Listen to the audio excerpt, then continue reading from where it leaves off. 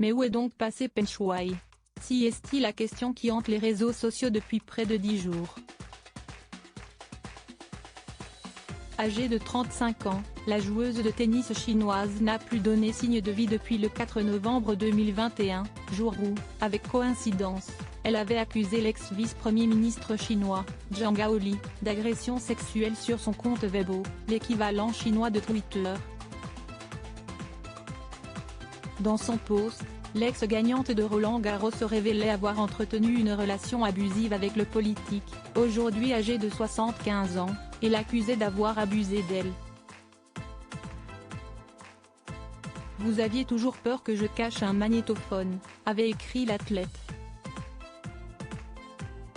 Et quand bien même si je suis un œuf qui s'attaque à une pierre, ou un papillon de nuit à une flamme, courant à mon autodestruction, je dirai la vérité sur vous.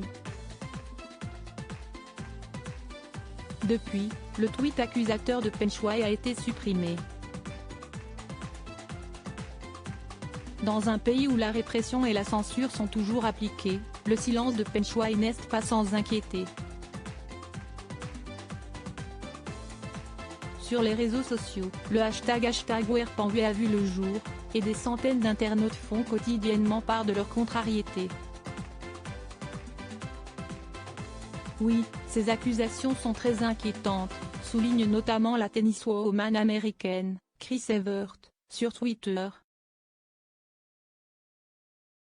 Je connais Peng depuis qu'elle a 14 ans, nous devrions tous être inquiets. Si est-il grave, où est-elle?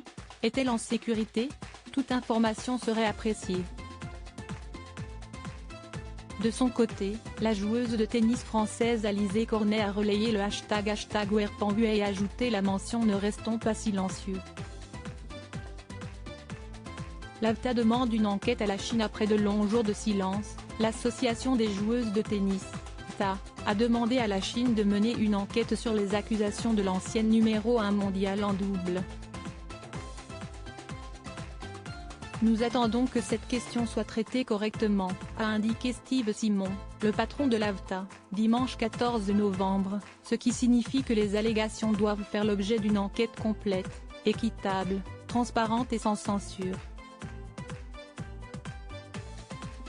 Le patron de l'association a précisé que Peng Shuai se trouverait en sécurité à Pékin, mais il en faudra plus pour en convaincre certains. Le gouvernement chinois a fait et fera encore ce genre de choses, comme dans d'autres affaires liées au mouvement #Métaux en Chine, déclarait récemment Doriane Loh, chercheuse auprès d'Amnesty International, dans les colonnes du Parisien. Même si on ne peut pas le vérifier, le scénario le plus probable aujourd'hui est que les officiels chinois aient restreint sa liberté, qui l'empêche de communiquer à qui que ce soit.